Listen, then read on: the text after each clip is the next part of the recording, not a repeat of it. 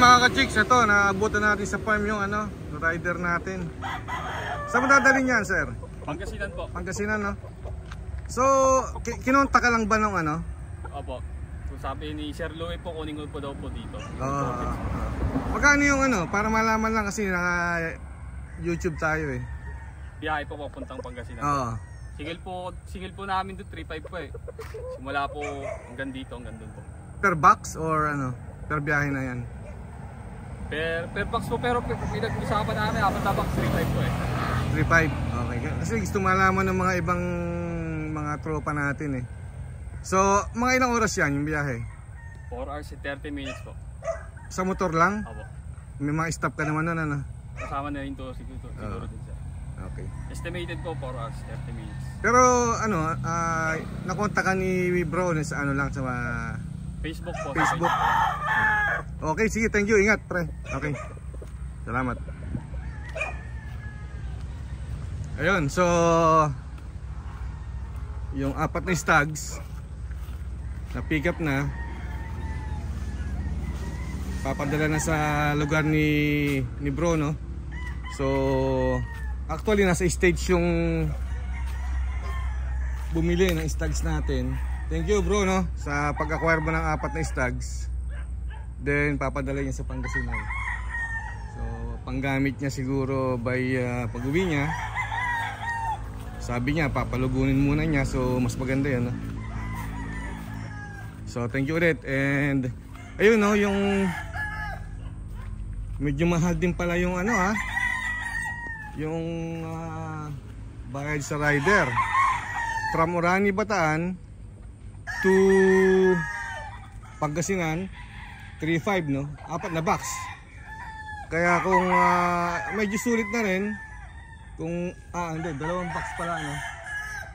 So medyo sulit na rin kung dalawang box, no? Kung dalawang box yung papaship nyo mga ka-chicks, no? Kung isa lang medyo mas mahal, no? Kaya lumalabas dalawang box 3.5, so 1,750 isang box, so pwede na, reasonable, no? Kasi layo din ng ng Pangasinan. Ano ba sabi niya, 4 hours yata yung biyahe, no? So reasonable naman yung price. Kaya lang dapat mas sulitin natin yung biyahe. Let's say apat na box, so dalawang box o tatlong box, no? Para masulit yung ating ibabayad. Yung iba naman, meron naman mga kuha rito, lalamove, no? Ganyan. So maraming ways, no? May mga transporta din tayo sa Facebook na pwede nating i-rentahan. Okay? Yun. So nabilidar na natin, wala na tayong problema sa apat na stags. Ngayon may pupunta ring buyer dito, kukuha at titingin ng alaga natin. Okay? By the way, ito yun, no? Ito yung mga pullets natin na selected. Marami to, mga ka-chicks, no? So isi-share natin yung iba. Yan, no, yung mga green natin. Mga na to, napaliguan na. Pupurgahin na lang, then subuan natin ng ng gamot para flashing, no? Yan, gaganda niyan mga ka-chicks. Yan, gray lovers, ito ang para sa inyo. Sa mga black, meron tayong black dito, may mga esperto, yan, pwede kayong kumuha rito, marami yan. Black Gilmore natin. Yan, gaganda. Kita nyo naman, ha, mga ka-chicks. So yung mga hindi nakahabol kahapon, nakalimutan, hindi naka-attend ng live, sa next raffle pwede tayo ulit sumali, no? Ito naman yung mga Kasmina White natin, mga ka-chicks. Kasmina White. Yan. Quality yan, mga ka-chicks. Yan. So yan. Ito naman yung mga sweaters natin, Bruce Barnett. Oh no, this is yellow-legged hatch yata. May mga kulay yung ano yan, yung mga leg band, so hindi tayo maliligaw, no. Yan. Maganda oh. Mga gwapa. Mga pullets na to, puntahan natin iba pa para makita nyo.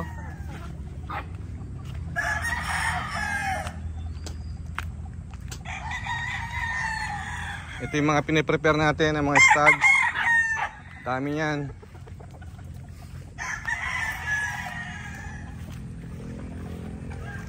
Puntahan natin yung iba nating pullets dito.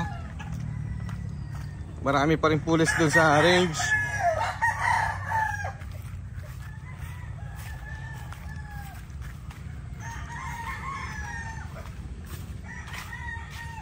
Ito pa oh, tingnan nyo mga ka-chicks oh. Selected na to at may mga leg band na to, no, para hindi tayo naliligaw kung ano mga bloodlines. Yan oh, mga gray.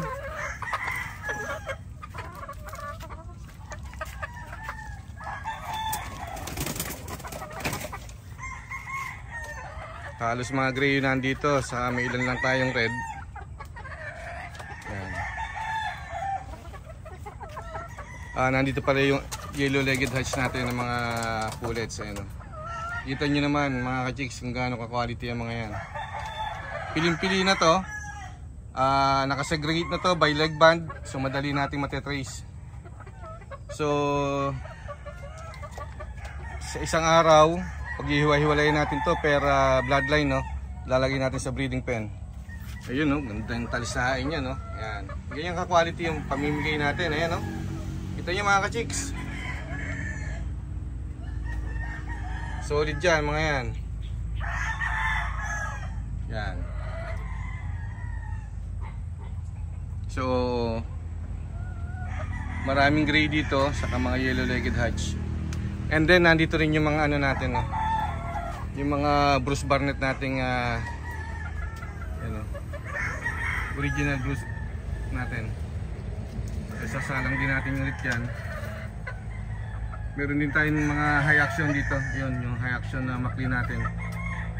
Yun, nasa dulo. Puro solid. Naka-jigs.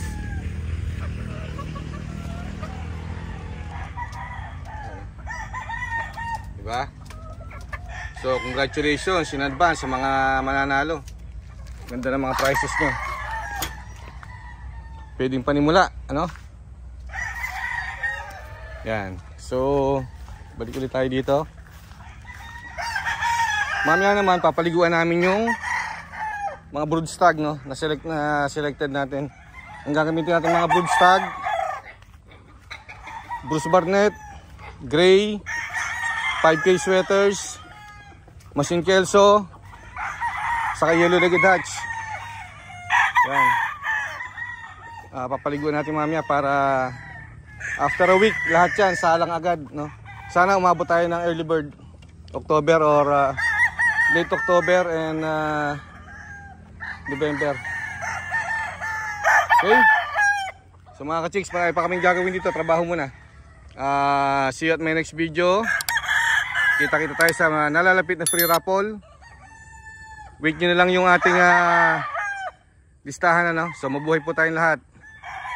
Thumbs up, syempre.